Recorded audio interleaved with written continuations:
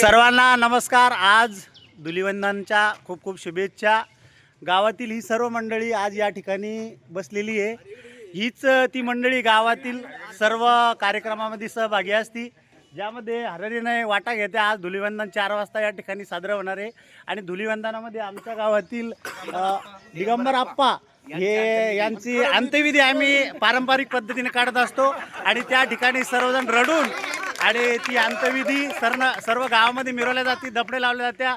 त्यांना 4 बांबू खांदेकरी सगळे रडत हसत खेळत असं आम्ही ही धुलिवंदन साजरा करतो। अशी ही गावातील मंडळी आहे। हीच ती मंडळी आहे की जी गावातील सर्व कार्यक्रमात सहभागी असते। ते कार्यक्रम चांगला असो की वाईट असो, त्या कार्यक्रमामध्ये सहभागी असतील।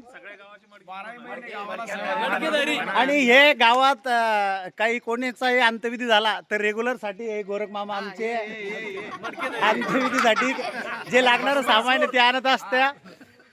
तसेच आपले गजानन बापू कुठे हे गावातील प्रतिष्ठित व्यक्तीमध्ये एक येत्या, ज्यांच्यामुळे गेल्या वर्षी कार्यक्रमामध्ये खूप रंगत आली होती असे आमचे गजानन गुरु। तसेच हे गावचे कारभारी यांच्या म्हणण्याप्रमाणे कार्यक्रम साजरे होता। काही कलाकार मंडळी आहे आज, ज्यामध्ये सुधाकर अण्णा आहे, खूप कलाकार मंडळी आहे, जुनी मंडळी बी या ठिकाणी।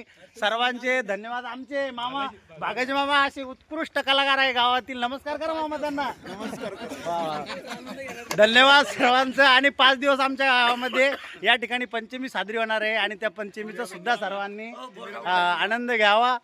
नमस्कार, धन्यवाद सर्वांचे आणि पुन्हा एकदा धुलिवंदनच्या खूप खूप शुभेच्छा।